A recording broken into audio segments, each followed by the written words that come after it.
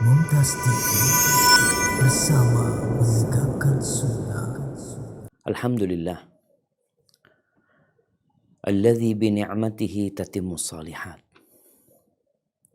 Segala puji bagi Allah Jalla Jalaluhu yang karena nikmatnya kebaikan-kebaikan menjadi sempurna. Semua kenikmatan yang kita rasakan, semua kelezatan, semua kenyamanan, semua kemudahan,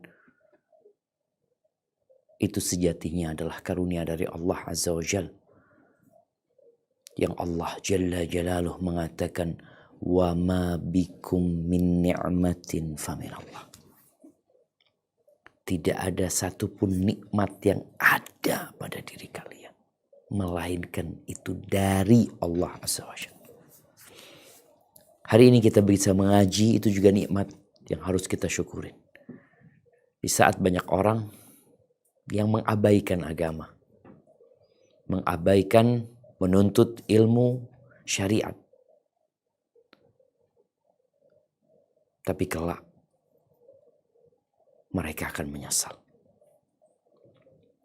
Allahumma salli wa sallim ala abdika wa rasulika habibina wa sayyidina Muhammadin wa ala alihi wa ashabihi ajma'in.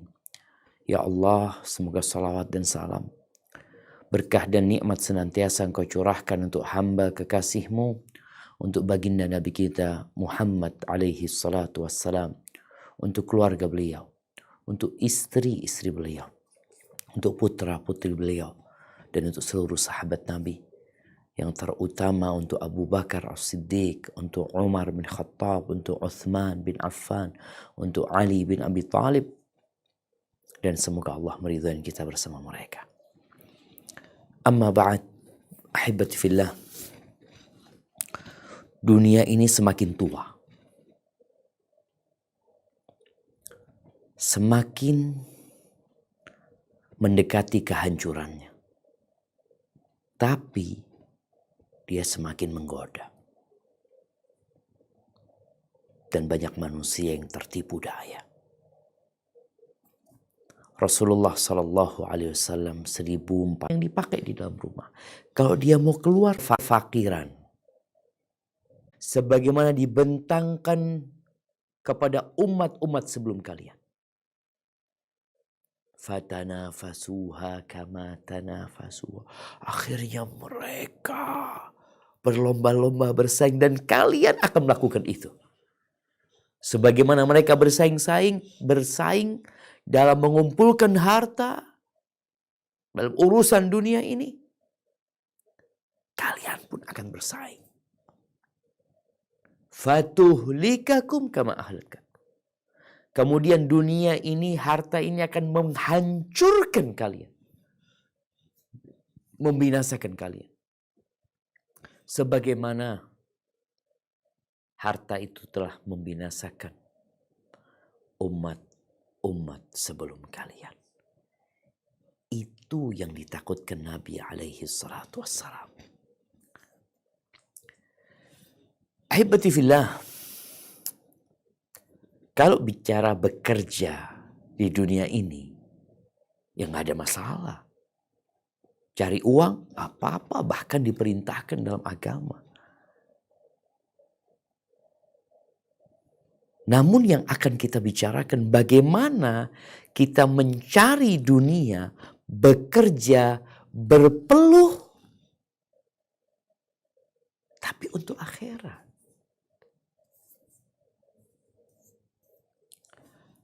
Di surat Al-Furqan ayat 20, Allah Jalla Jalaluhu menceritakan tentang manusia-manusia pilihan yang diutus kepada umat manusia. Sejak Nabi Adam, Nabi Nuh, sampai Nabi penutup, Nabi kita Muhammad alaihi salatu wassalam. Apa yang mereka kerjakan tatkala mereka hidup di muka bumi ini? Nah, silakan dibaca firman Allah ini. A'udzu billahi minasy syaithanir rajim. وما أرسلنا قبلك من المرسلين إلا إنهم ليأكلون الطعام ويمشون في الأسواق وجعلنا بعضكم لبعض فتنة أتصبرون وكان ربك بصيرا. Yang artinya, dan kami tidak mengutus rasul-rasul sebelummu, melainkan mereka sungguh memakan makanan dan berjalan-jalan di pasar-pasar. Dan kami jadikan sebagian kamu cobaan bagi sebagian yang lain. Maukah kamu bersabar? Dan adalah Tuhanmu Maha Melihat. Al-Furqan 20. Masya Allah.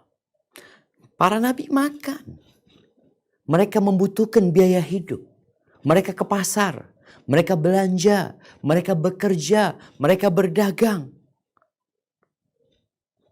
Mereka lakukan itu. Itu tidak masalah.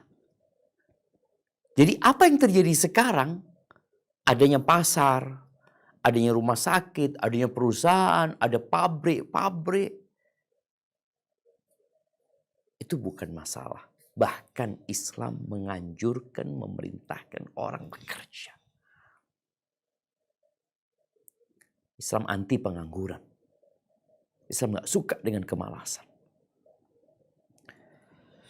Para sahabat Nabi bekerja. Abu Bakar bekerja. Umar juga bekerja. Mengembala kambing, berjualan. Utsman bin Affan, Masya Allah, kaya raya Utsman bin Affan. Ali bin Abi Thalib, Abdurrahman bin Auf, Sa'ad bin Abi Waqqas. 10 sahabat yang dijamin masuk surga. Banyak di antara mereka adalah orang yang sukses secara dunia. Mereka memiliki harta berlimpah dan mereka dijamin masuk surga. Dijamin masuk surga. Nabi SAW mengatakan Abu Bakar fil jannah, Umar fil jannah, Uthman fil jannah, Ali fil jannah, Abdurrahman fil jannah, Sa'ad bin Abi Waqqas fil jannah, Zubair bin Awam fil jannah, Abu Ubaidah Amir bin Jarrah fil jannah, Sa'id bin Zaid fil jannah. Subhanallah. Mereka sahabat-sahabat yang dijamin masuk surga. Dan banyak di antara mereka bekerja sampai memiliki harta yang berlebih. Para ulama bekerja. Dan sampai hari ini kalau kita melihat jemaah, umat Islam tatkala berpegang teguh dengan agamanya, camkan ini dan buktikan ini. Umat Islam ketika berpegang teguh dengan agama yang benar, yang sesuai dengan yang diajarkan Rasulullah SAW kepada para sahabatnya, yang sudah dipraktekkan oleh mereka dalam kehidupan ini, maka mereka akan memimpin dalam kehidupan dunia dan urusan dunia. Dan Eropa, pada saat mereka berpegang teguh dengan agama mereka yang setelah menyimpang dengan adanya tokoh-tokoh agama yang berkuasa pada waktu itu, sehingga menimbulkan pemberontakan. Karena apa? Karena mereka hidup dalam kegelapan. Mereka hidup dalam keterbelakangan.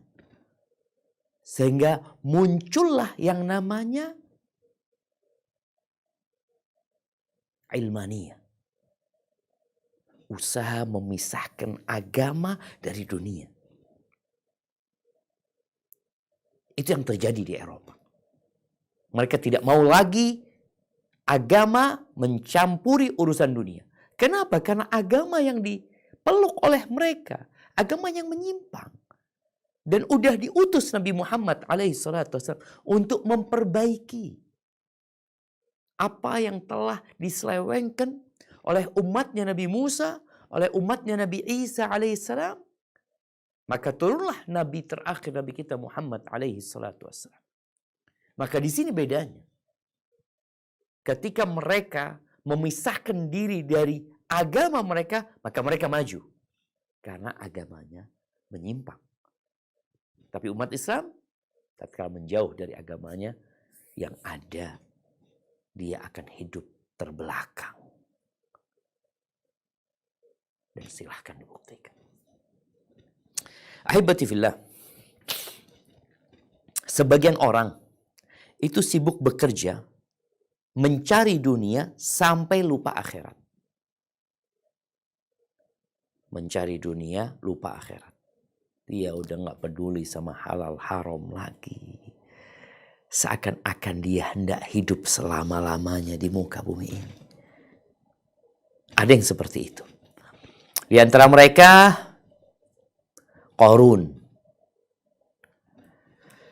Bagaimana dia mencari dunia sampai sukses dunia, bahkan harta yang berlimpah ruah membuat dia jadi sombong, jadi congkak. Kemudian Allah benamkan dia bersama rumahnya, bersama hartanya. Karena dia mencari dunia untuk dunia, lupa akhirat. Ada pula yang mencari dunia menjual agama. Ada orang demi supaya dia sukses, dia siap menjual agama. Sampai Nabi SAW pernah mengatakan kepada para sahabat, badiru bil a'mal.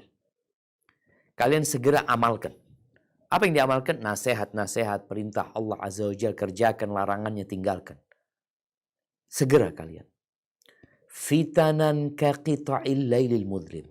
Sebelum timbul fitnah-fitnah seperti potongan malam yang gelap gulita. Apa yang terjadi? Yusbihur rajulu mu'minan wa yumsi kafir. Wa yumsi mu'minan wa yusbihu kafir. Paginya beriman, sorenya kafir. Sorenya beriman, paginya kafir. Maka kita lihat ada fenomena orang murtad ya. Murtad, pindah agama ini dan itu. Itu yang disabdakan Nabi SAW. Kenapa dia melakukan itu? Yabi'u dinahu bi'aradin minad dunya. Dia menjual agamanya. Kalau dia jualan handphone, jualan beras, jualan paku, jualan apalah. Dia jual agamanya. Untuk mendapatkan sedikit dari kenikmatan dunia. Berapa banyak yang murtad gara-gara pernikahan? Karena dia udah jatuh cinta. Suaminya kaya. Ada jaminan masa depan dia. Itu terjadi. Yabi. Dia jual. Maka di sini ada yang mencari dunia dengan menjual akhirat. Ada masalah juga orang yang sibuk mencari akhirat lupa dengan kewajiban-kewajiban dia di dunia. Kita tidak pungkiri hal itu. Ada orang-orang yang gak mau bekerja, lupa dengan tanggung jawabnya. Dia pikir yang namanya ibadah, yang namanya mencari surga itu ya di masjid. Ya udah, gak usah kemana-mana. Baca Quran, ngaji.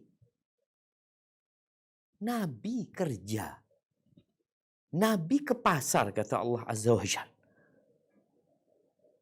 Kok engkau kemudian berpikir untuk mencari akhirat dengan tidak bekerja?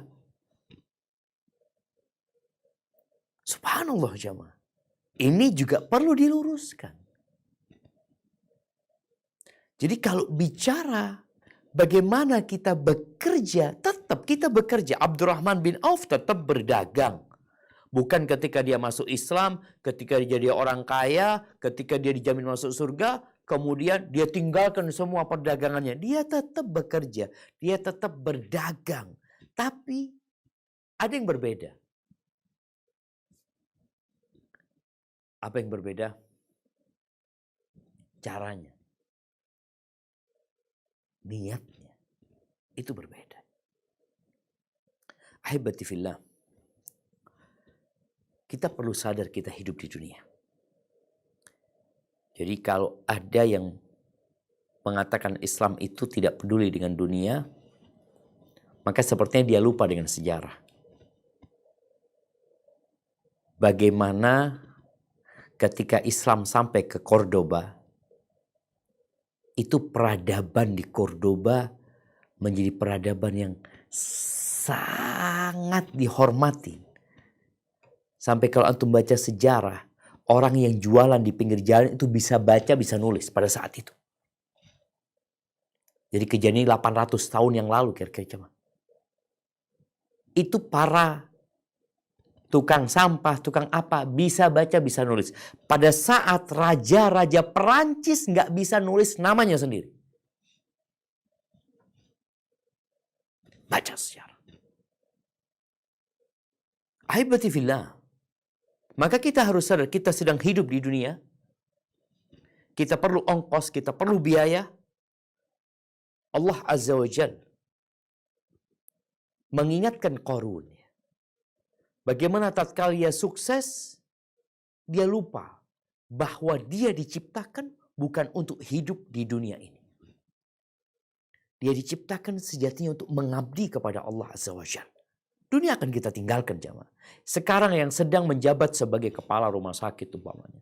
Sekarang yang sedang menjabat sebagai presiden, sebagai raja, nggak lama lagi selesai masa jabatannya. Kalau nggak selesai masa jabatannya, datang malaikat pencabut nyawa, dicabut, selesai sudah. Semua yang dia kumpulkan dia akan tinggalkan. Apa kata Allah di surat Al-Qasas ayat 77? Nah.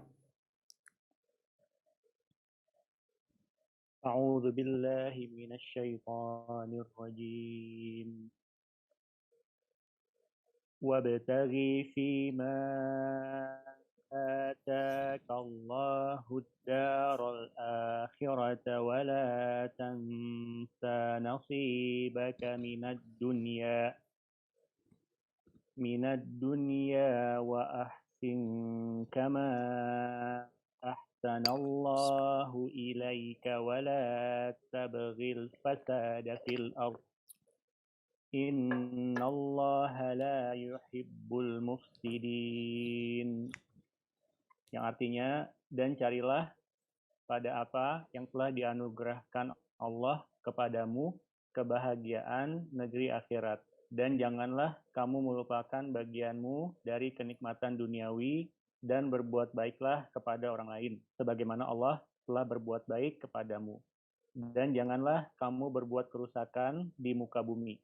Sesungguhnya Allah tidak menyukai orang-orang yang berbuat kerusakan. Al-Qasas 77. Subhanallah jemaah. Ini salah satu keistimewaan Islam yang menyeimbangkan antara kebutuhan akhirat dan urusan dunia. Allah sampaikan, carilah dengan apa yang Allah berikan kepadamu. Cari apa? Apa yang kita cari? Akhirat yang dicari. Ada apa di akhirat? Ada dua. Ada maghfiratun minallah wa ridwan.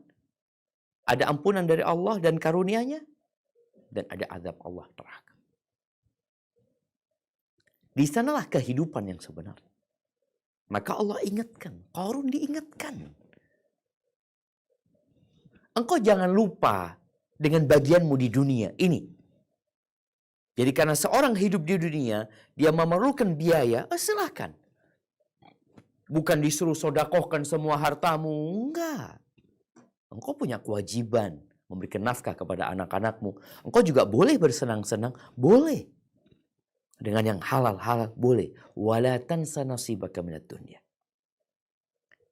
Wa ahsin kama ahsanallahu ilaik. Berbuat baiklah engkau kepada orang lain, sebagaimana Allah berbuat baik kepadamu.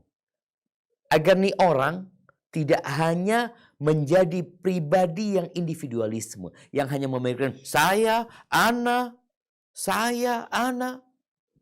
Berbuat baik sama orang lain. Mau dibawa kemana tuh hartamu? Jangan berbuat kerusakan di muka bumi. Subhanallah jemaah. Cari akhirat. Jangan lupa dunia. Berbuat baik kepada orang lain. Jangan membuat kerusakan di muka bumi. Allah nggak suka dengan orang-orang yang membuat kerusakan. Di surat Al-An'am ayat 162. Ini juga sebuah prinsip yang ditetapkan di dalam Al-Quran yang seharusnya setiap muslim mengucapkan dan mengikrarkan hal itu. Agar dia sadar bahwa engkau adalah hamba. Dia berkumpul dengan gubernur-gubernur, dengan pejabat-pejabat negara, kemudian ditampakkan kekuatan mereka. Itu ada satu petugas yang selalu mengatakan kepada rajanya di belakang, ingat, engkau hamba, engkau budak. Engkau hamba, engkau hanya melayani. Engkau hamba, engkau melayani. Terus supaya tidak tumbuh kesombongan itu. Tapi mereka orang-orang musyrikin penyembah api. Sedangkan kita sebagai hamba Allah Rabbul Alamin, kita nggak boleh lupa dan misi utamamu. Jangan sampai engkau tergoda, tertipu. Apa kata Allah di surat Al-An'am ayat 162? Nah. A'udzu billahi minasy syaithanir rajim. Qul inna salati wa nusuki wa mahyaya wa mamati lillahi rabbil alamin. Yang artinya, katakanlah, sesungguhnya salatku, ibadahku, hidupku, dan matiku hanyalah untuk Allah, Tuhan semesta alam. Al-An'am 162. Allahu Akbar, jemaah. Ini yang kita katakan. Inna solati, katakan. Inna solati, sesungguhnya solatku, wa nusuki, sesembelihanku atau ibadahku, wa mahyaya, hidupku, wa mamati, kematianku, untuk siapa? Untuk perusahaan kita?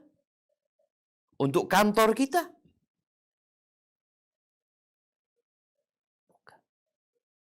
Lillahi Rabbil Alamin.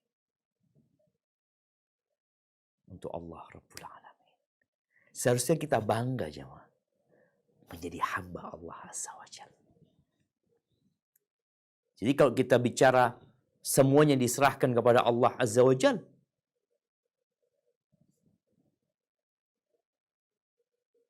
itu ibadah kita, termasuk hidup dan mati kita. Seorang ketika berada di kantor, seorang dokter ketika berada di rumah sakit, seorang apoteker ketika meracik obat, seorang ojek online ketika dia bekerja, seorang yang sedang membersihkan jalanan, seorang yang sedang di sawah, seorang yang sedang di lautan memancing ikan, seorang yang di pasar ketika dia menimbang, yang harus ada di benak semuanya itu, inna salati wa nusuki wa mahyaya wa mamati lillahi rabbil alamin.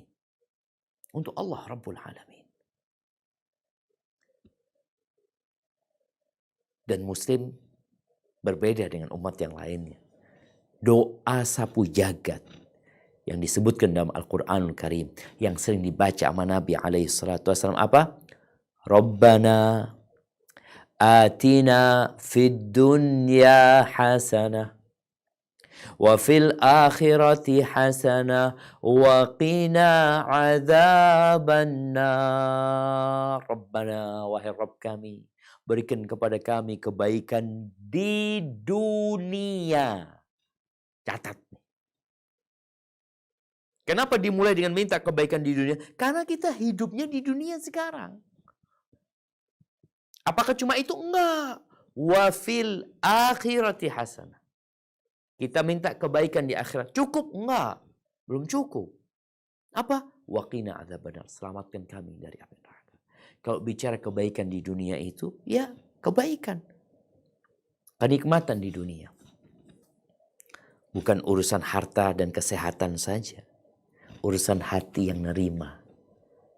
Hati yang bersyukur. Karena kita lihat dia akan menjadi orang yang berbahagia di dunia. Kita minta itu. Ahibati fillah. Sekarang bagaimana cara kita bekerja mencari dunia, tapi tujuannya akhirat. Masalahnya masalah niat aja sih. Disetting niat kita. Rasulullah Sallallahu Alaihi Wasallam di dalam sebuah hadis yang diriwayatkan Imam Tirmidzi, beliau mengatakan, man kanatid dunya hammahu. Barang siapa yang ambisinya dunia, dia bekerja untuk dunia. Dia mencari uang untuk dunia. Untuk bikin rumah, untuk punya mobil, untuk sawah, untuk urusan dunia. Dia imam gak percaya dengan akhirat, atau dia lupa dengan kehidupan akhirat.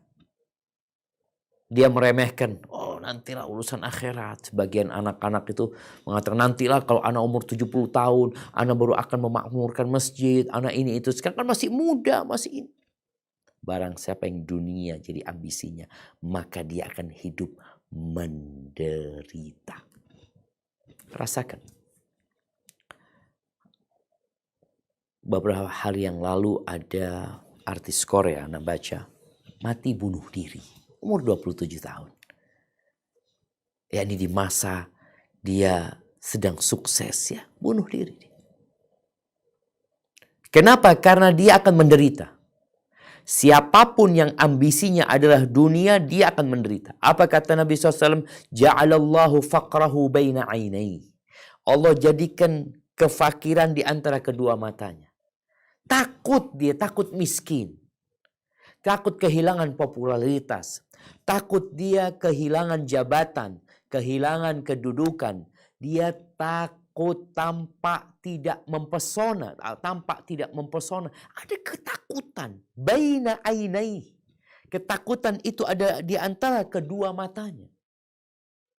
Ketakutan dengan dunia yang sedang dia cari karena ambisi dia adalah dunia.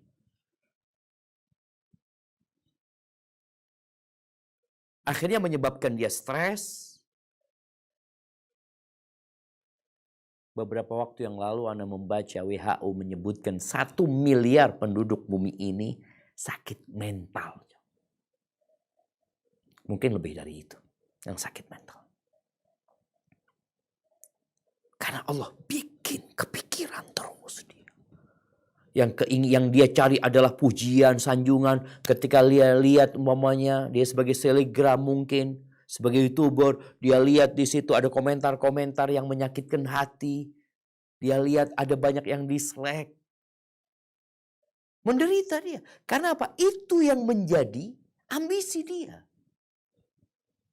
Ada seorang artis di Amerika yang sudah punya pengikut 68 juta. Off sementara dia dari media dia. Kenapa? Aku sedang sakit jiwa. Dia off. Karena kerjanya dia upload, dia lihat apa komentarnya orang, apa omongannya orang. Sakit jiwa. Ya ini yang bekerja dengan ambisi dunia, Allah akan jadikan ketakutan di dalam jiwanya. Takut miskin, takut tidak terkenal, takut ini, takut itu. Kemudian wasyattata alaihi syamlah. Urusannya dicerai-beraikan. Karena dia mencari dunia. Dia gak punya waktu buat keluarga. Dia gak punya ini, itu yang ada. Sibuk terus sampai pening, sampai sakit-sakitan. Walam ya'tihi minad dunya illa ma qaddara lahu. Dan dunia tidak akan datang kepada dia kecuali yang sudah ditakdirkan. Seharusnya dia gak capek. Seharusnya dia gak hidup menderita. Tapi karena ambisinya, ya udah dunia tetap datang sama dia sesuai dengan yang ditakar buat dia. Namun sebaliknya di sini, bagaimana kita bekerja? Apapun pekerjaanmu. Kalau bicara teman-teman yang jadi dokter, teman-teman yang kerja di rumah sakit, yang jadi tenaga medis yang lainnya, yang jadi satpam, yang jadi apapun. Kalau ambisimu adalah akhirat dengan pekerjaan duniamu, apa kata Nabi SAW? Wa man kanatil akhiratu hammahu. Siapa yang akhirat adalah ambisinya, kalau ambisinya akhirat, jama'a alaihi syamlah. Oh, ja'alallahu ghinahu fi qalbi. Yang pertama, Allah jadikan kekayaan itu ada di dalam jiwanya. Nggak sakit jiwa dia. Kaya dia jemaah. Ambisi dia akhirat. Orang yang ambisi akhirat, dia tahu dunia ini bentar loh. Bentar.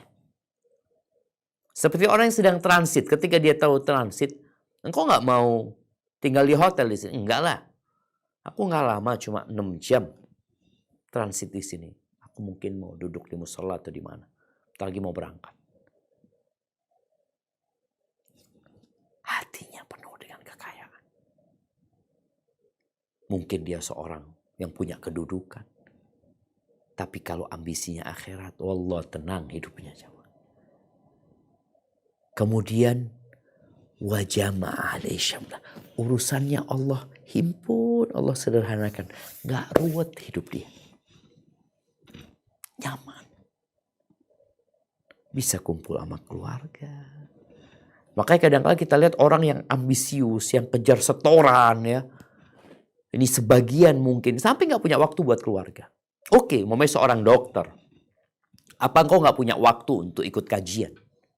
Habis kerja di rumah sakit, praktek di sini, praktek di sini. Mau kemana? Biasanya memang ada ambisi yang sedang dia kejar. Kalau tujuannya membantu orang lain. Baik. Engkau jangan sampai membantu orang lain menelantarkan kewajibanmu sebagai seorang suami. Kewajibanmu sebagai seorang ayah. Kewajibanmu sebagai seorang anak. Karena kalau bicara membantu orang, itu boleh jadi fardu kifayah. Ada banyak dokter. Tapi kalau kewajibanmu sebagai suami, hanya engkau suami istrimu. Kewajibanmu sebagai orang ayah, engkau yang bapaknya. Yang punya kewajiban ngurusin anak. Sebagai anak, engkau yang punya bapak sama ibu itu. Siapa yang ngurusin kalau bukan engkau? Jadi kadang-kala orang kalau sudah ambisinya dunia, udah urusannya ruwet. Tapi kalau ambisinya akhirat, antum lihatlah. Sampai anda lihat ada seorang dokter di sini itu. Pokoknya ba'dal maghrib sama isya dia ngaji. Datang kajian dia belajar. Kalau enggak dia itikaf di masjid belajar. Terus nanti prakteknya nanti habis isya lagi. Aku juga ingin merasakan yang namanya duduk mendengarkan pengajian. Ya. Itu yang kadang-kala kita lupakan.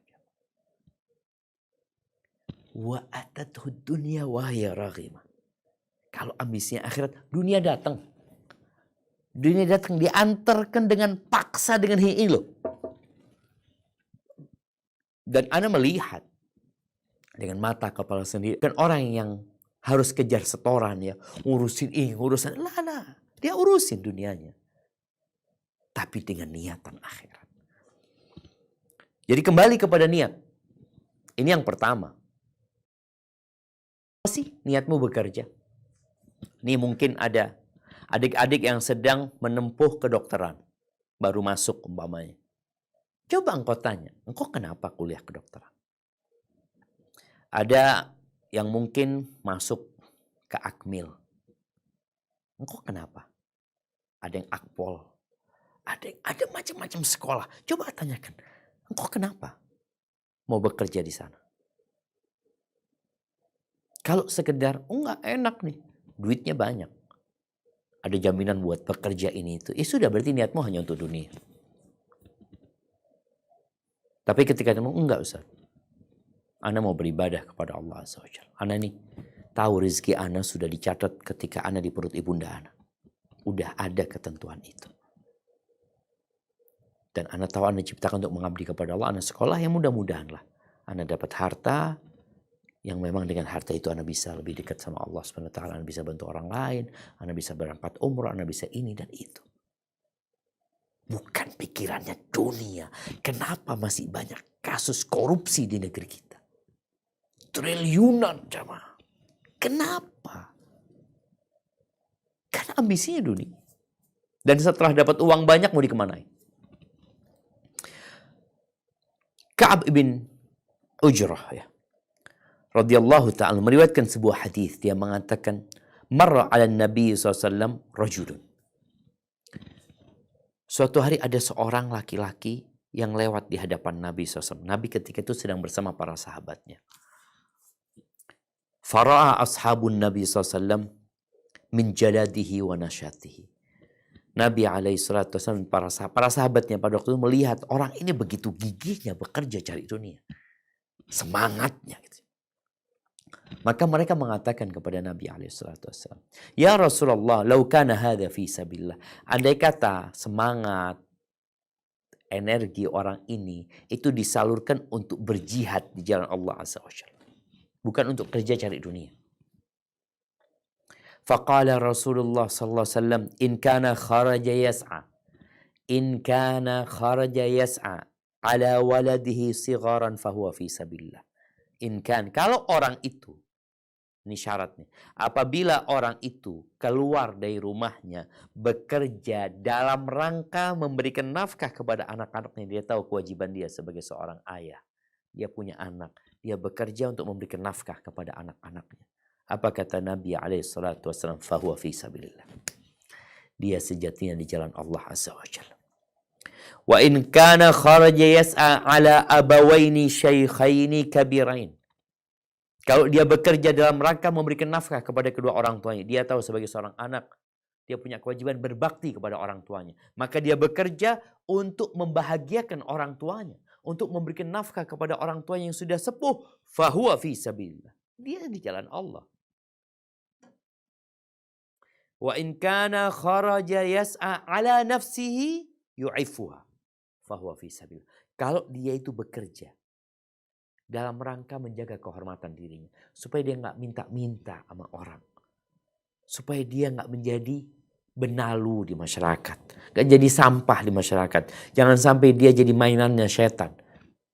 Dalam rangka dia menikah mungkin, menjalankan syariat Allah, fahuwa fi sabilillah. Maka orang itu di jalan Allah Azza wa Jalla. Ada satu kondisi ini yang tidak di jalan Allah.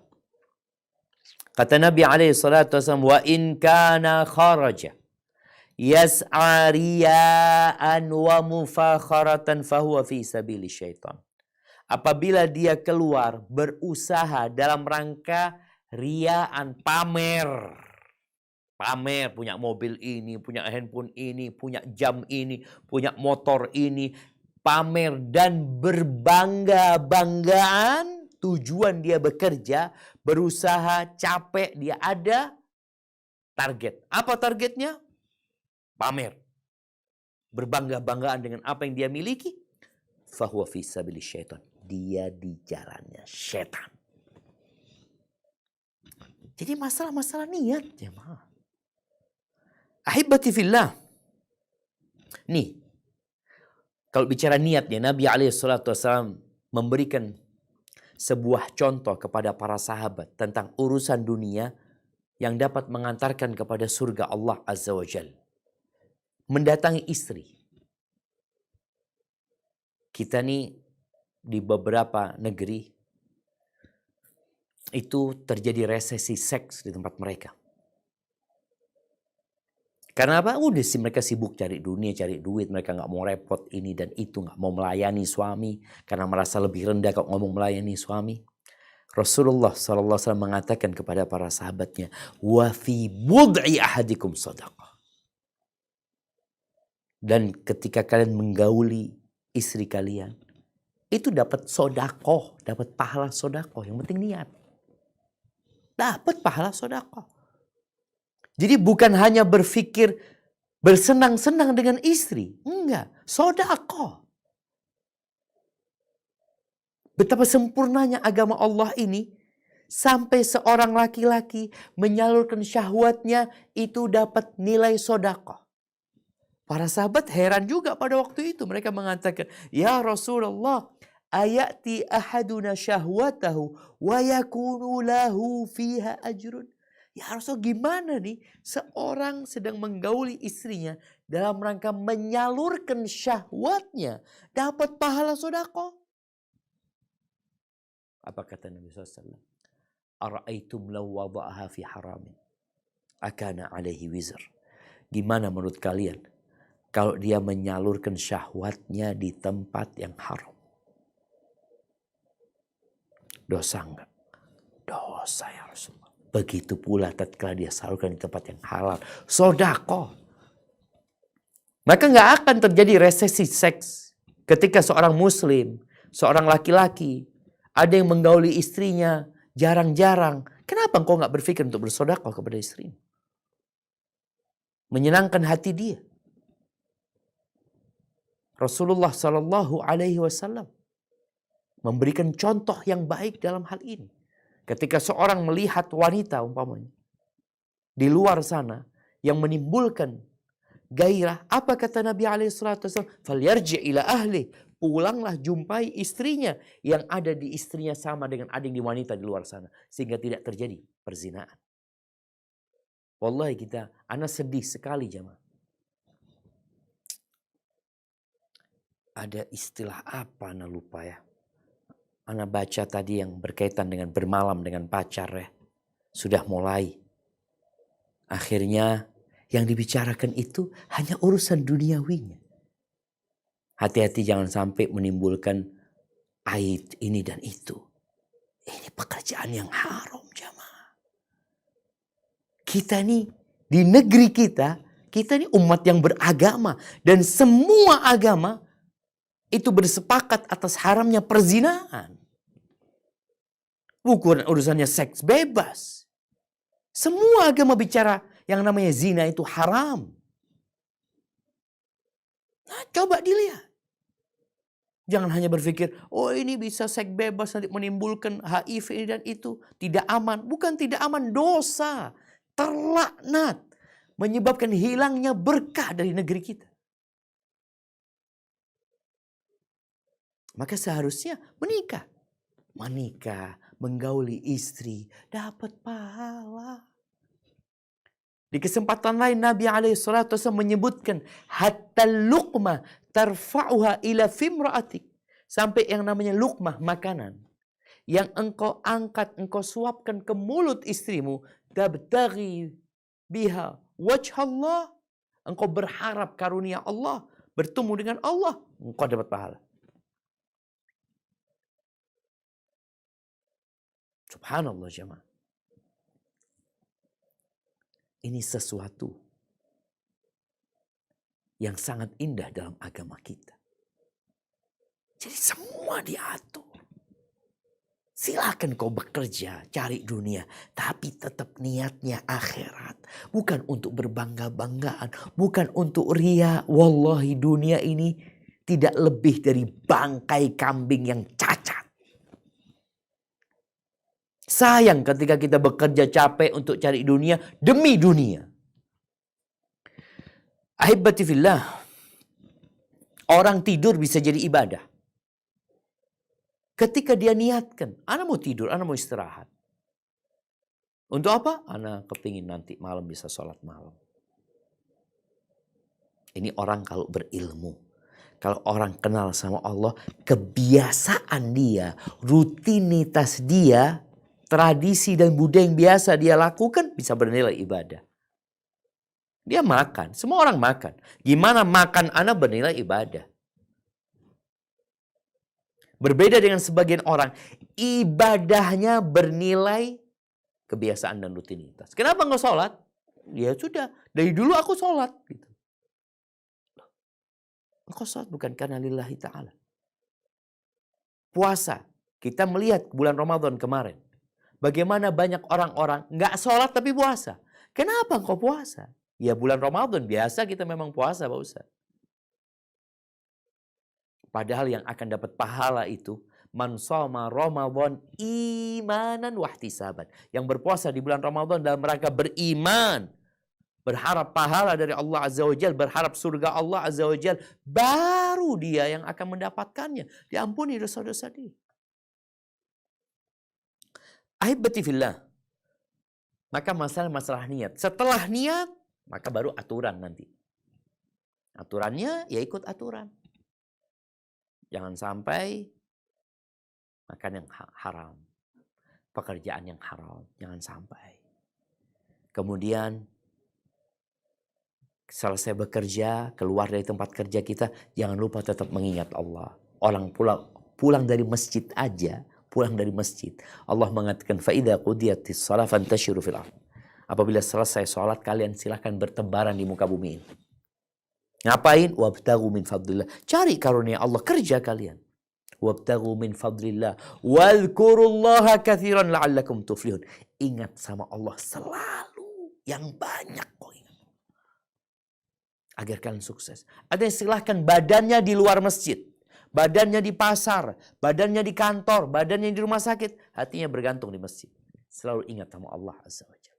Ahibati fillah, di surat Al-Qasas, setelah Allah ceritakan akhir dari perjalanan hidup Qarun, dan bagaimana orang-orang yang melihat tahu-tahu rumah Qarun dan hartanya hilang, ditelan di muka bumi ini, akhirnya mereka takut, tidak lagi berpikir menjadi seperti Qarun yang punya harta banyak. Bahkan mereka ingin menjadi orang-orang yang benar-benar beriman kepada Allah Azza wa Jalla, yang mendapatkan akhirat. Pertanyaannya, untuk siapa akhirat itu? Allah sebutkan di surat Al-Qasas ayat 83. Nah, silakan dibaca. A'udzu billahi minasy syaithanir rajim. Tilka darul akhiratu naj'aluha lilladzina la yuriduna 'uluwan fil ardi wala fasada wal 'aqibatu lil muttaqin. Yang artinya, negeri akhirat itu kami jadikan untuk orang-orang yang tidak ingin menyombongkan diri dan berbuat kerusakan di muka bumi. Dan kesudahan yang baik itu adalah bagi orang-orang yang bertakwa. Al-Qasas 83. Barakallahu fiik. Jadi yang ingin akhirat, udah tahu. Akhirat itu buat siapa? Tidak untuk semua orang. Akhirat itu, surga Allah itu, akan diberikan kepada orang-orang yang tidak ingin menyombongkan diri. Enggak. Tidak ingin pamer. Tidak ingin berbangga-banggaan lah.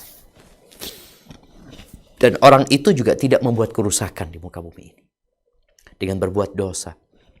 Enggak. Dia ingin hidup di dunia dengan berbahagia. Dia ingin kebaikan. Dia belajar bagaimana cara mendapatkan kebaikan di dunia. Dia juga tahu rute menuju ke surga, jalan mana yang akan dia lewatin. Dan pada akhirnya,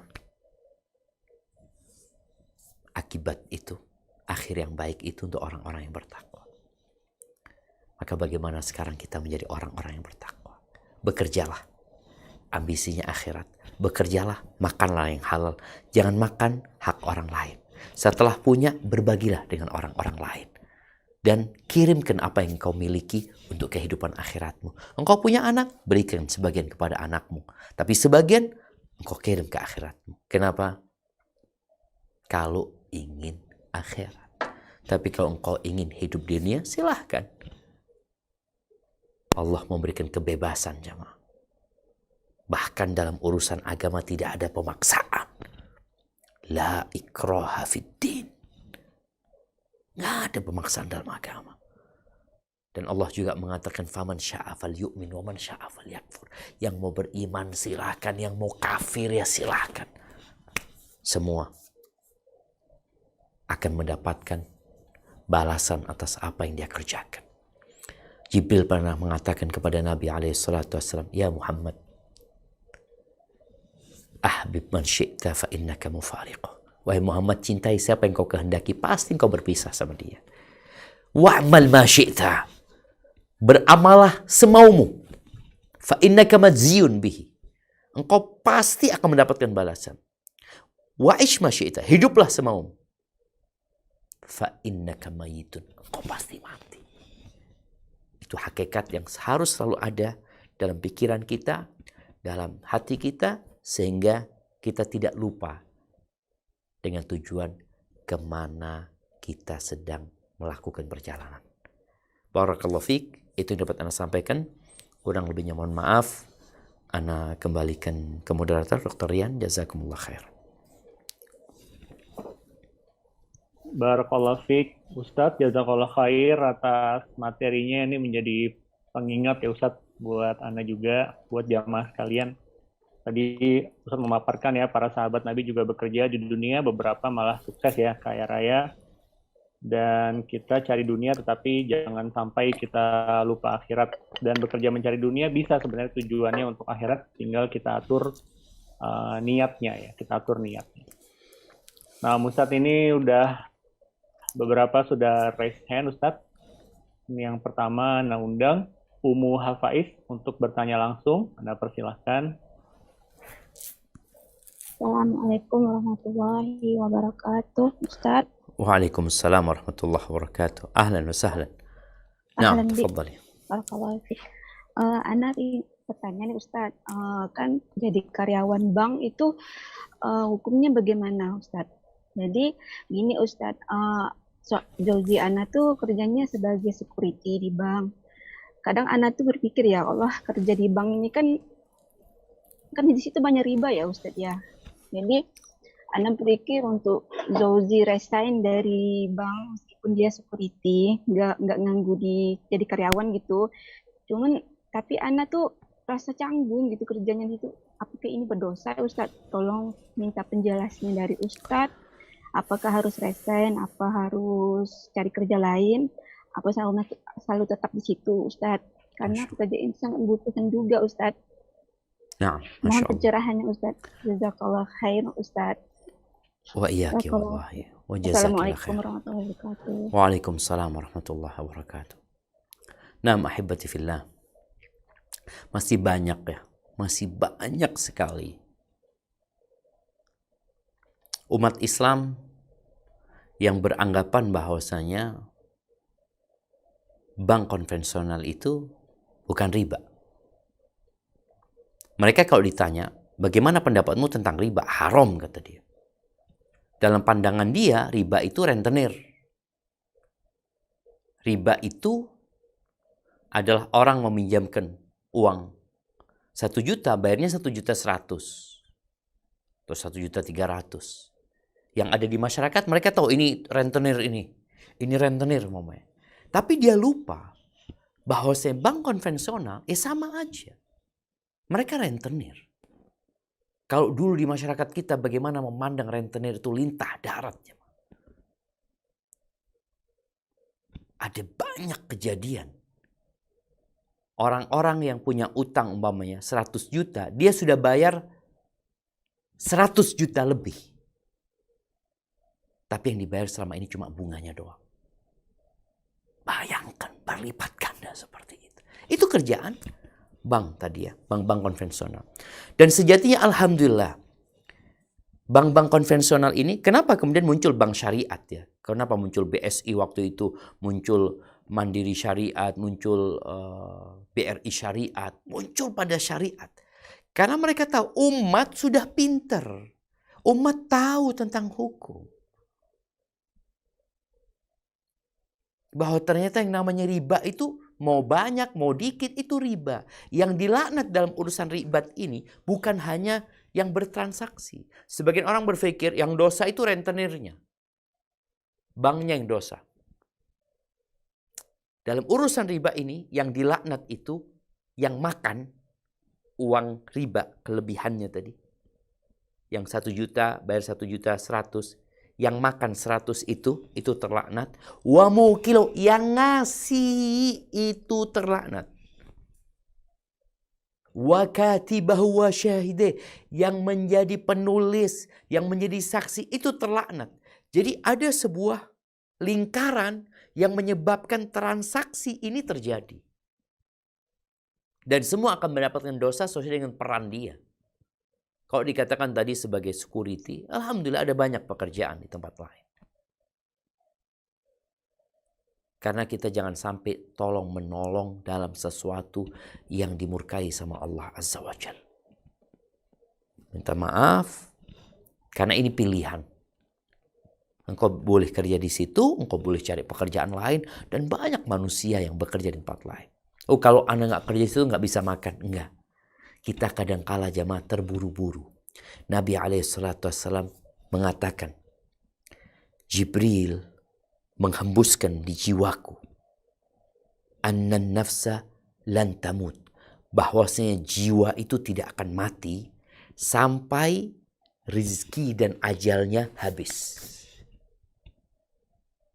Lalu Nabi SAW mengatakan, wala yahmilannakum istibta'u rizq. Jangan sampai kalian kena penyakit istibta'. Akhirnya dia menempuh cara yang haram.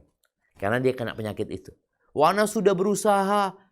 Ya sudah berusaha. Berusaha lagi dan berusaha lagi. Jangan sampai terburu-buru sehingga sebagian melanggar aturan Allah Subhanahu wa taala. Jadi kalau bicara bagaimana kondisi suami, hendaklah dia berusaha untuk resign dari tempat itu dan cari kerjaan lain. Jemaah, sekali lagi, ketika umat Islam itu yang menuntut, kita di Indonesia ini mayoritas Muslim, 87,1% kalau nggak lupa ingatan anak, itu Muslim. Mereka bisa menuntut, enggak, kita sebagai Muslim kita punya aturan sendiri. Dan alhamdulillah negara kita menjamin hak setiap penduduk negeri ini dalam melaksanakan agamanya. Hadza wallahu a'lam bissawab. Nah, barakallahu fiik Ustaz atas jawabannya. Ini yang kedua, nah undang juga penanya langsung yang sudah resen dari awal tadi ya. Ada Umu Syarif, mana persilahkan. Assalamualaikum warahmatullahi wabarakatuh. Waalaikumsalam warahmatullahi wabarakatuh. Naam, tafadhal. Halo Ustadz, sebelumnya pertanyaan saya mungkin agak panjang. Ini beda tema ya.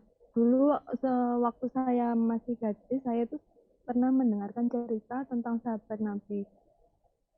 Seorang istri yang dia ditinggal oleh suaminya bersafar jauh dan suaminya berpesan tidak boleh membukakan pintu untuk siapapun selama suaminya bersafar. Qadarullah, setelah suaminya berangkat, ayahnya datang dan si istri tidak membukakan pintu sampai beberapa kali, sampai akhirnya si ayah meninggal, suaminya belum datang dan dia tidak bisa datang untuk bertakziah. Cerita ini disampaikan oleh Rasulullah dan Rasulullah menyampaikan bahwa si ayah mendapatkan pahala dari anaknya karena dia menaati perkataan suaminya yang melarang dia untuk membukakan pintu. Tapi saya tidak tahu Ustadz, apakah ini cerita ini sahih di kalangan sahabat Rasul dulu, karena cerita ini yang menjadi motivasi saya untuk menjadi istri soleha, agar bisa memberikan syafaat dan memberikan pahala untuk abah ana dan untuk mama ana. Itu yang pertama Ustadz. Yang kedua,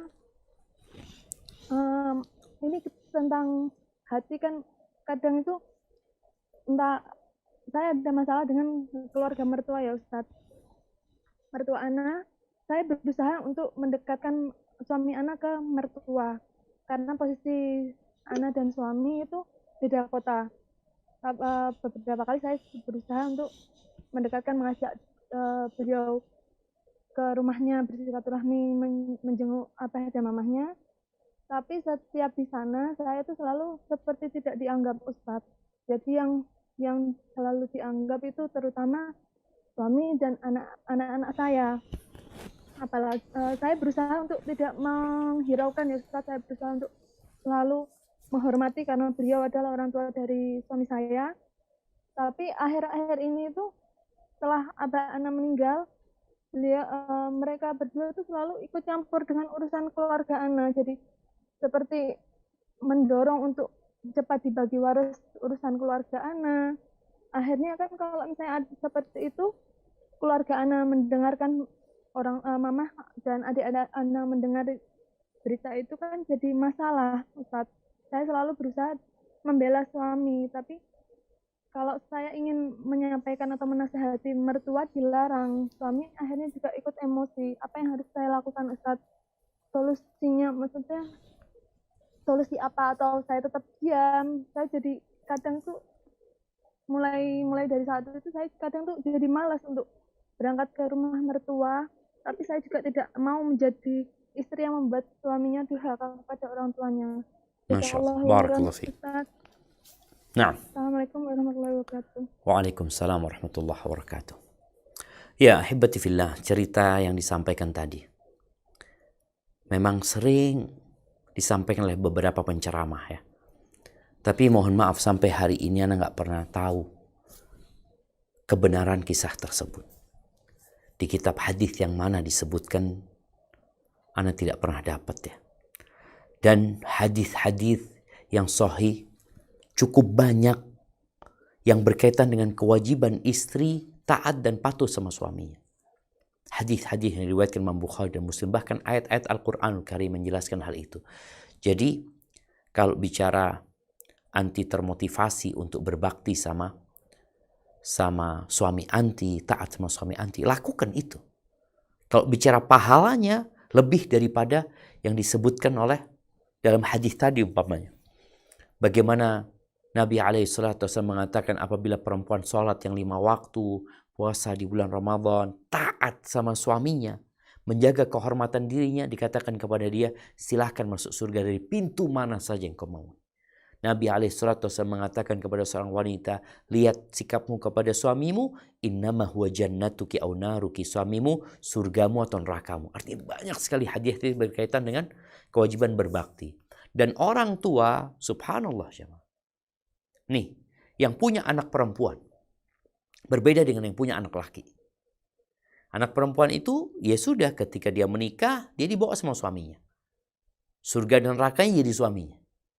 Tapi itu anak perempuan, apabila orang tuanya telah mendidik dengan benar dan dengan baik sampai anak itu besar dan dinikahkan, anak itu akan menyelamatkan orang tuanya dari api neraka. Maka silahkan anti terus berbakti sama suami, dan semoga orang tua diselamatkan dari api neraka karena ya kebaikan anti kepada suami anti dan kebaktian anti juga membantu suami berbakti kepada orang tuanya. Adapun tadi masalah yang kedua ya, subhanallah, di ayat yang di surat Al-Furqan ayat 20 yang tadi kita baca, Allah menyebutkan waja'alna ba'dakum li ba'din fitnah. Kami jadikan, kata Allah, sebagian kalian ujian untuk sebagian lainnya. Atas birun, apakah kalian sabar atau tidak?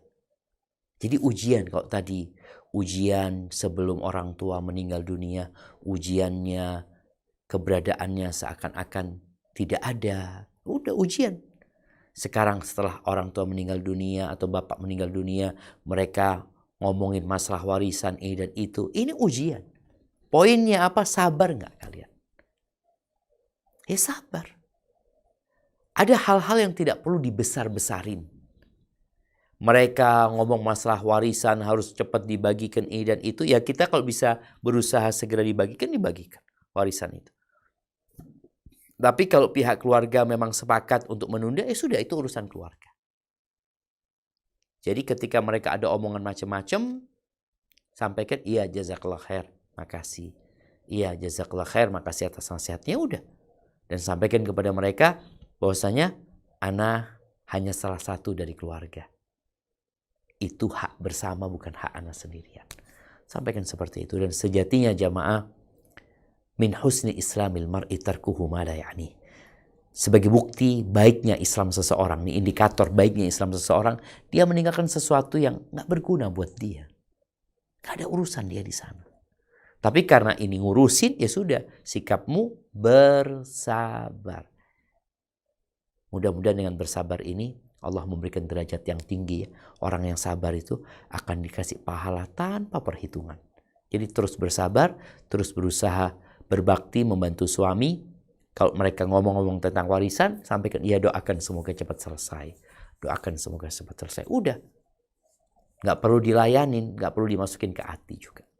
Hadza wallahu a'lam bissawab. Nah.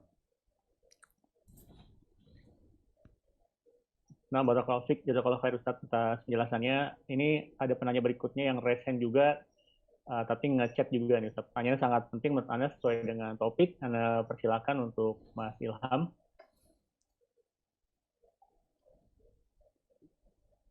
Ya, Assalamualaikum warahmatullahi wabarakatuh. Waalaikumsalam warahmatullahi wabarakatuh.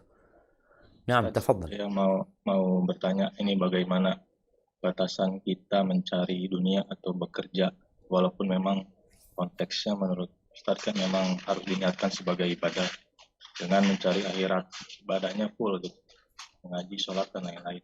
Karena seringkali saya melihat orang itu bekerja dari setelah subuh pergi baru kembali lagi ke rumah gelap jam 9-10, sedangkan bertemu dengan anaknya aja tidak bisa selain di waktu weekend gitu. Mohon pencerahannya Ustadz. Maksud saya di sini mengatur porsi kita bekerja dan juga beribadah. Terima kasih. Wassalamualaikum warahmatullahi wabarakatuh. Waalaikumsalam warahmatullahi wabarakatuh. Masya Allah. Iya jamaah. Jadi ada orang yang bekerja seperti disebutkan ya. Berangkat sebelum subuh, pulang jam 9 malam. Boleh jadi memang karena kondisi dia melakukan itu. Karena kondisi. Niatnya dia memberikan nafkah kepada anak-anaknya. Niatnya dia supaya anaknya bisa sekolah dengan benar. Karena biaya masuk ke pesantren itu yang mahal. Niatnya dia untuk memberikan kepada orang tuanya. Maka nggak ada masalah.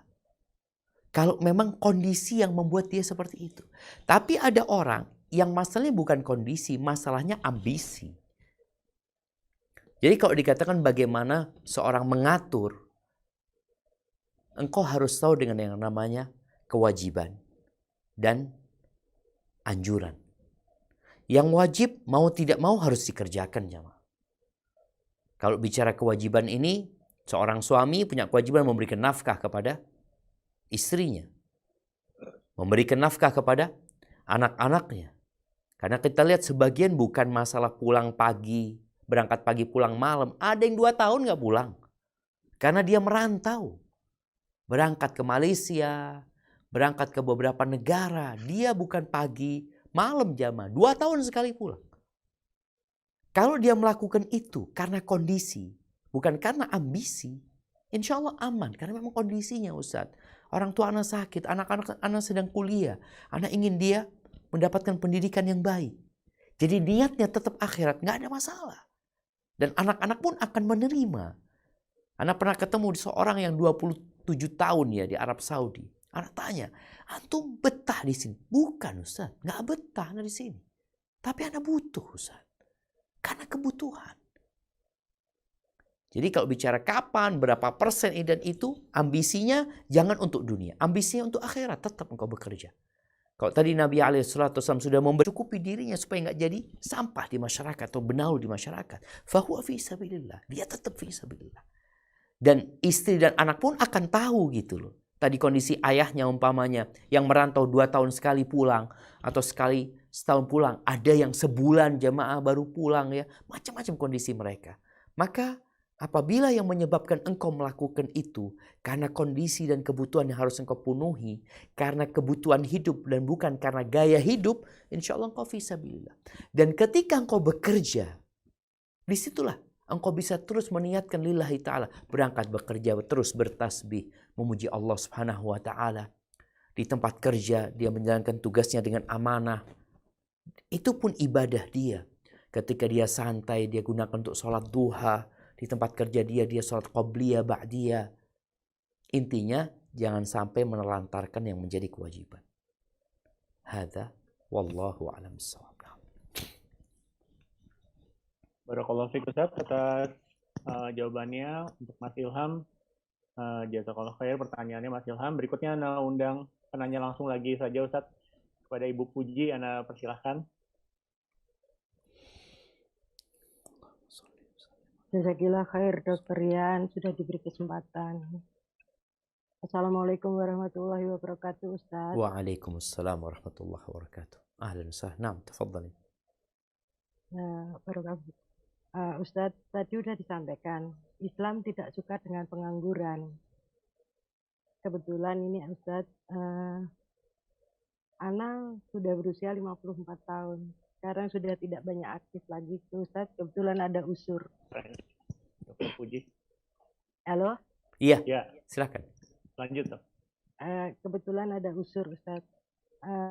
Alhamdulillah Ana juga sudah mengantarkan sebagai tanggung jawab saya anak-anak menapai kehidupannya masing-masing di jalan Allah. Sekarang yang Ana niatkan hanya untuk menggapai janahnya Allah Ustaz. Tapi karena saya ini sekarang hidup bersama anak yang kecil. Jadi anak saya ada 2 Ustaz, kebetulan yang satu ada di Bandung.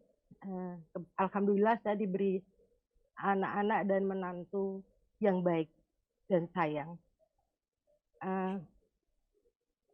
Saya tuh sekarang sudah nggak bisa berbagi kayak dulu-dulu, nggak bisa sedekah yang banyak kayak dulu-dulu gitu Ustaz. Nah, Untuk mengurangi rasa saya, kadang ada rasa sungkan sama anak-anak ini Ustaz, kok saya jadi tanggung jawab mereka ya, kok saya sekarang jadi rasanya malu gitu Ustaz. Masya Allah. Padahal anak-anak nggak punya pikiran seperti itu, tapi Ana sendiri Ustaz yang ada rasa malu, sungkan seperti itu Ustaz. Bagaimana Ana untuk menyikapi hal-hal seperti itu diri Ana sendiri Ustaz. Nah, Masya Allah. Mohon pencerahannya Ustaz. Jazakallah khairan. Masya Allah. Assalamualaikum warahmatullahi wabarakatuh. Waalaikumsalam warahmatullahi wabarakatuh. Ya jemaah, bicara Islam tidak suka dengan pengangguran, ya, anti pengangguran.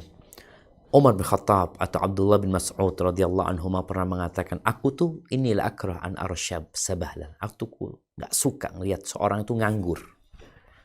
Pengangguran apa? La fi amalid dunya wala fi amalil akhirah. Dia tidak mengerjakan urusan dunia dan tidak ngurusin urusan akhirat. Itu yang namanya nganggur. Hanya bermain-main aja. Pegang handphone, main game. Nggak urusan dunia. Dia dapat duit, dia tambah sehat. Seperti orang olahraga, nggak nganggur. Dia sedang beraktivitas. Atau seorang sedang bersih-bersih, nyapu, dia beraktivitas. Jadi bicara pengangguran ini bukan bicara mendatangkan uang, ya, enggak. Jadi dia tidak memberikan kontribusi apa-apa. Jadi orang yang nyapu rumahnya, dia nggak nganggur. Dia bekerja.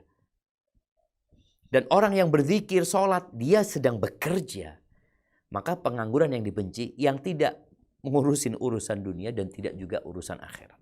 Kemudian sebagai seorang yang sudah tua, orang tua ya, anak itu adalah hasil kerja. Dia yang ngajarin anaknya berdiri. Dia yang ngajarin anaknya ngomong. Dia yang ngajarin anaknya berjalan.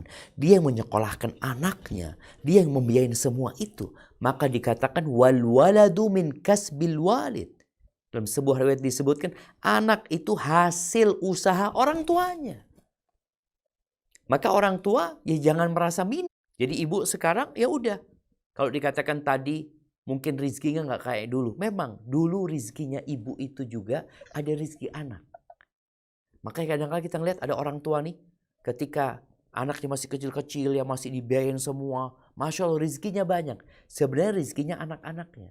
Ketika anaknya sudah bekerja sendiri, ya sudah anaknya ngambil rizkinya dari jalan lain sudah. Dia pun makan rizki dia.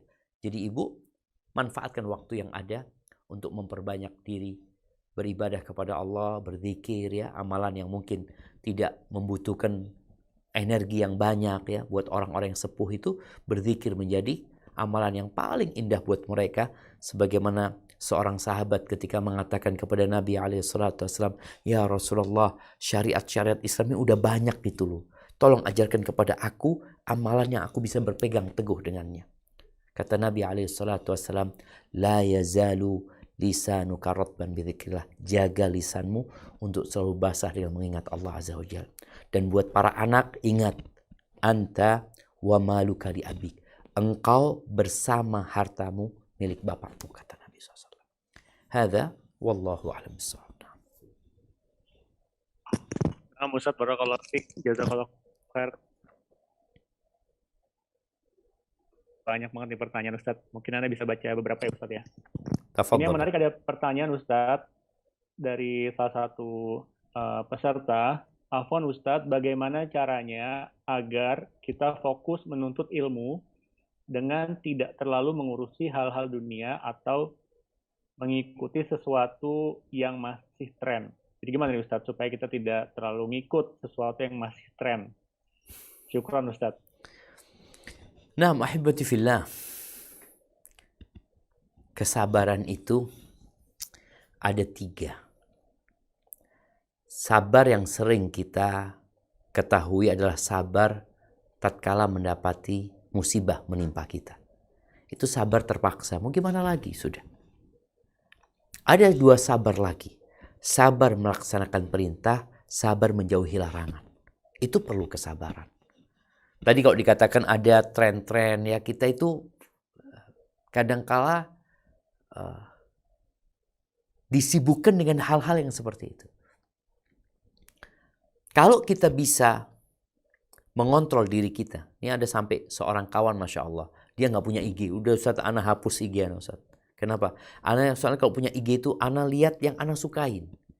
Ana suka sama jam, ana lihat jam-jam terus ya. Jadi kok ngelihat jam itu terus setengah jam itu mungkin 1 jam nggak habis. Ada yang senang mobil, lihatnya mobil, senang motor, ini dan itu. Jadi kita kadang-kala perlu melihat apa yang membuat kita mengikuti tren itu. Oh, berarti karena ini mamanya. Ya hapus aplikasi itu mamanya. Sehingga kau akan lebih tenang. Ganti dengan aplikasi yang lainnya. Yang kedua, kita juga perlu mengkondisikan kehidupan kita bersama kawan-kawan kita. Lingkungan itu mendukung. Lingkungan yang dibicarakan mobil, ya udah mobil terus. Kalau lingkungan kita, kawan-kawan kita yang dibicarakan urusan perempuan, perempuan akan dibicarakan di majelis itu. Tapi kalau lingkungan kita adalah lingkungan yang berbicara ilmu, bicara akhirat, maka insya Allah kita pun akan bisa lebih baik. Dan terus berdoa.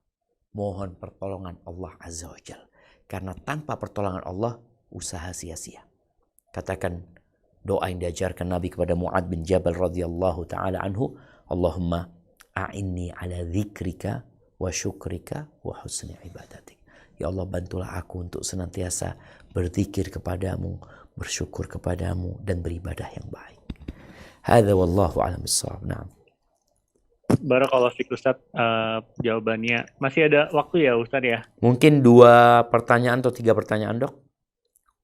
Nah, Ustadz, ini ada yang menarik juga nih Ustadz, pertanyaan dari jamaah. Assalamualaikum warahmatullahi wabarakatuh. Assalamualaikum. Izin bertanya Ustadz, apakah jika kita berniat untuk melakukan suatu amalan untuk mendapatkan pahala, tetapi dibarengi dengan niat untuk mendapatkan dunia, apakah ini termasuk merusak keikhlasan dalam beramal? Syukron, jazakallah khair Ustadz. Barakallahu fikum.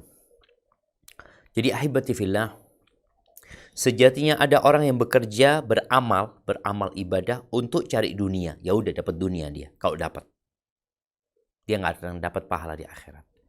Ada orang yang niatnya 2. Niatnya lillahi ta'ala, mendapatkan pahala di akhirat, tapi dia juga kepingin dunia. Maka yang seperti ini, dia tidak akan mendapatkan yang sempurna di akhirat. Ya udah, dia akan orang berobat supaya sehat. Ya udah, dia bersodakoh supaya sehat ya. Dia sodakoh kepingin sehat, ya udah dia dapat itu aja. Atau dia sodakoh, ya anak kepingin diselamatkan dari api neraka, kepingin juga anak Ustaz sehat dari penyakit ini, anak sodakoh mau meminta sama Allah SWT. Ya dia dapat akhirat tapi tidak sempurna karena dia memang minta bagian di dunia. Yang terbaik adalah engkau niatkan untuk akhirat. Dunianya ikut. Engkau tahu sedekah ini bisa ngobatin. Ya udahlah, ana pokoknya minta sama Allah supaya sedekah ini menyelamatkan anda dari api neraka. Insya Allah katanya yang dunia ikut nanti. Jadi dia niatnya benar-benar lillahi ta'ala. Jadi kondisinya tadi 3. Yang niat dunia saja. Yang niat akhirat. Tapi dia juga minta manfaat dari dunia. Yang ketiga, dia niat untuk akhirat semata. Jadi kalau tadi ada amalan yang memang manfaatnya ada manfaat duniawi, insya Allah dia akan dapatkan jamaah. Dia akan dapatkan walaupun dia tidak niatkan untuk itu. Karena Allah Subhanahu wa taala Maha Karim ya, beliau Maha dermawan dan Maha mulia. Hadza wallahu a'lam bissawab. Nah, Ustadz barakallahu fiik, jazakallah khair Ustadz atas penjelasannya. Ini mungkin 2 pertanyaan terakhir Ustadz ya. Karena undang jamaah kita dari Italia nih Ustadz. pada Ibu Humaira, Anda persilahkan.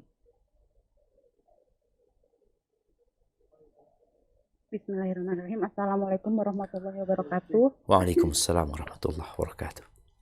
Semoga Ustadz dan tim serta para jamaah selalu berada dalam lindungan Allah Azza wa Allahumma Jalla. amin. Ustadz ingin bertanya, suami Ana seorang mu'alaf, namun kami tinggal di Italia saat ini. Kami punya rencana untuk berhijrah ke Indonesia dengan harapan keluarga Ana, khususnya suami Ana, dapat belajar ilmu-ilmu agama lebih mudah dibandingkan di tempat kami tinggal. Namun Ana memiliki mertua yang tua dan suami Ana adalah anak satu-satunya.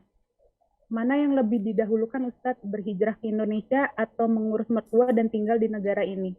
Barakallahu fiik Ustadz Syafiq. Mertua nggak bisa dibawa ke Indonesia? Bukan opsi kayaknya Ustadz, soalnya mereka nggak mau ikut pindah ke Indonesia. Muslim mertua? Bukan Muslim Ustadz. Siap. Barakallahu fiik. Wa fiik wa barak. Nah, ahibati fillah. Menjadi tugas seorang anak ya, kalau tadi seorang suami berbakti sama orang tuanya. Apalagi dia anak tunggal. Maka ana rasa yang perlu dilakukan adalah tetap berada di situ. Bagaimana suami diajarin agama yang baik. Dia berbakti sama ibunya. Diajak ibunya untuk masuk ke agama Allah SWT. Ana jadi ingat kisah Al-Auza'i ya. Al-Auza'i ini tinggal insya Allah di Libanon ya. Ketika dia lagi kajian, ada satu orang asing yang baru datang belajar sama dia. Selesai kajian dipanggil. Kau dari mana? Kata dia. Aku dari Tustar, kata dia. Tustar tuh daerah Persia sana. Lagi ngobrol ditanya, orang tuamu Muslim? Kata dia. Enggak, masih Majusi, kata dia. Udah tua orang tuanya gitu loh. Akhirnya Al-Auza'i mengatakan, engkau pulang. Engkau urusin orang tuamu. Siapa tahu dia masuk Islam lewat tanganmu, kata dia. Akhirnya pulang dia. Dia pulang, ternyata bapaknya sakit. Akhirnya dia rawat bapaknya itu. Bapaknya tertarik sama agama anaknya. Nah, agamamu itu apa sih? Kata dia. Dijelaskan ini Islam, gini macam-macam. Subhanallah, bapaknya masuk Islam. Kemudian setelah itu, bapaknya meninggal dunia. Nah, ini mungkin menjadi pelajaran ya, bagaimana suami bisa mengajak ibunya masuk Islam. Kalau bicara tadi, suami perlu belajar. Maka atau mungkin dengan adanya teknologi sekarang, kemudian juga di Italia mungkin ada komunitas-komunitas Muslim, ada masjid-masjid ya, diajak suami untuk belajar di sana. Kalau memang tadi kondisi orang tuanya nggak bisa dibawa gitu loh, sedangkan sang anak punya kewajiban merawat orang tuanya, mau tidak mau seperti itu. Cuma ada kondisi ya, kondisi takut terfitnah. Kalau kondisi takut terfitnah artinya kalau tetap di Italia, anak takut suami anak murtad lagi Ustaz. Ini kondisi terpaksa, maka pulang ke Indonesia. Kalau tadi kondisinya takut suaminya murtad dan sudah berusaha untuk membawa ibunya, tapi ibunya tetap nggak mau, maka kepergian dia insya Allah nggak ada masalah karena terpaksa. Hadza wallahu a'lam bishawab. Nah, Ustaz barakallahu fiik, jazakallahu khair Ustaz atas jawabannya untuk Ibu Humaira ya di negeri Italia. Ini Ustadz mungkin pertanyaan terakhir sekaligus kesimpulan dari Ustadz ya.